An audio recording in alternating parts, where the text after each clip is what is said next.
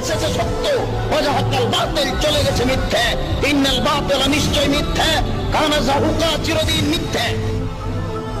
Sir, আমি জানতে চাচ্ছি যে পৃথিবীতে অনেক মানুষ ভুল কাজ করছে, মূর্তি পূজা করছে, নবী মুহাম্মদের বিরুদ্ধে বই লিখছে। আমার ভাবতে খুব অবাক লাগে, এতগুলো মানুষ দোজখে যাবে, এ ব্যাপারে আমরা কিছুই করতে পারবো না। বোন, আপনি প্রশ্ন করলেন যে আমরা পবিত্র কোরআনে দেখি, এছাড়াও সহিহ হাদিস সহ অন্যান্য বইগুলোতেও যে অনেকেই ভুল করছে, নবীজির বিরুদ্ধে লিখছে। তিনি অবাক হচ্ছেন এতগুলো মানুষ কিভাবে দোজখে যাবে। আমাদের এই জীবনটা হলো পরীক্ষা। আপনারা যদি ভালো করে দেখেন যে নিচু গ্রেডের পরীক্ষাগুলোতে বেশিরভাগ ছাত্র পাশ করে, তবে উপরের লেভেলে গেলে সেখানে পাশ করাটা কঠিন।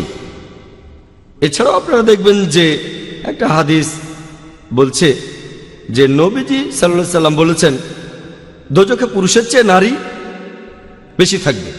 লোকে প্রশ্ন করে তাহলে কি নারীরা বেশি পাপ করে? আমি বলি আল্লাহ মালুম। তবে এই পৃথিবীতে নারীদের সংখ্যা বেশি, তাই যুক্তি বলে দোজখেও পুরুষের চাইতে নারীদের সংখ্যায় বেশি হবে, এ কথা আমি বলবো। তবে প্রসঙ্গটা এখানে খুব গুরুত্বপূর্ণ। আর নবীজি বলেছেন দোজখে নারীর সংখ্যা বেশি। কেন? আমি একটা উত্তর দিয়েছিলাম যে পৃথিবীতে নারীর সংখ্যা অনেক বেশি, তাই যুক্তি দিয়ে যদি ধরে নেই যে সমান সংখ্যক মানুষ বেহেশত আর দোজখে যাচ্ছে, আমি জানি না বেহেশতেও নারীদের সংখ্যা বেশি কি না, হাদিসে এমন কিছু বলা নেই, ব্যাপারটা আলাদা দেখতে হবে। আর বোন, আপনি এখানে প্রশ্ন করলেন যে আপনি খুব অবাক হচ্ছেন, ভাবছেন এতগুলো মানুষ কিভাবে দোজখে যাবে।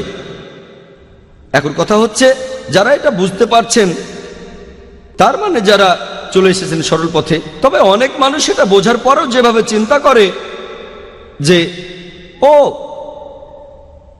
অন্ততপক্ষে আমি বেহেশতে যাব, তার কারণ অন্যান্য মানুষ খুব খারাপ আর আমি অবশ্যই বেহেশতে যাব। হযরত ওমরের বর্ণিত একটা হাদিসে বলা হয়েছে যে যদি তুমি জানো মাত্র একজন লোক বেহেশতে যাবে, তাহলে আল্লাহ তাআলার কাছে দোয়া করো যেন সেই লোকটা তুমি হতে পারো। বলতে পারেন না ও জানেন লোকজন সবাই আমার চেয়ে ভালো, তাহলে আমার তো বেহেশতে যাওয়ার প্রশ্নই আসে না। দোয়া করেন যেন বেহেশতে যেতে পারেন। আর যদি জানো যে একজন লোক দোজখে যাবে, তাহলে আল্লাহ তাআলার কাছে দোয়া করো আমি যেন সেই লোকটা হই। বলতে পারেন না জানেন আমি তো এত ভালো কাজ করি, দিনে 5 ওয়াক্ত নামাজ পড়ি, আমি যাকাত দেই, অমুক লোকটা চোর, অমুক লোকটা পাপ করছে, তাহলে যে লোকটা দোজখে যাবে সে অবশ্যই আমি না।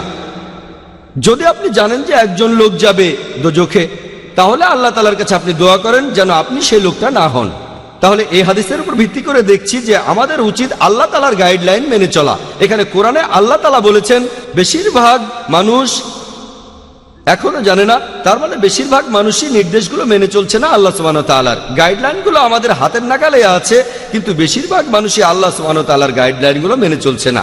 আর সেই কারণেই বুঝতে পারবেন যে দোজখে সেখানে যে বেশি লোক যাবে তার সম্ভাবনা বেশি, কারণ আমরা গাইডলাইনগুলো মেনে চলছি না। এজন্য আমাদের উচিত আল্লাহ তাআলাকে ধন্যবাদ জানানো, কারণ আমাদের হেদায়েত করেছেন। তবে হেদায়েতের পরে আমাদের দায়িত্ব হলো আল্লাহর নির্দেশ মেনে চলা। এমনও অনেকেই আছেন যারা মুসলিম কিন্তু কোরআন আর হাদিস মেনে চলছেন না।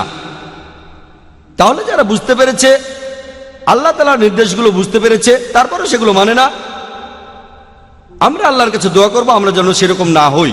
তবে বেশিরভাগ মানুষ যদি পরীক্ষায় ফেল করে তাহলে তারা দোজখে যাবে।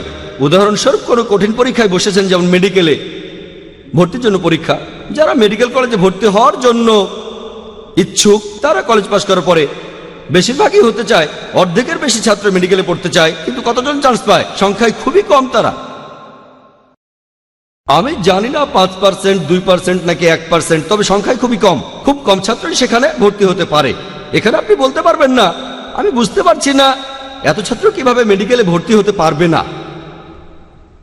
মেডিকেল কলেজে ভর্তি হতে গেলে আপনাকে পড়তে হবে, খাটাখাটনি করতে হবে, পড়াশোনা করতে হবে। একইভাবে বেহেশতে যেতে গেলে এটা সহজ কাজ না, এটা মেডিকেলে ভর্তির চেয়েও অনেক কঠিন কাজ।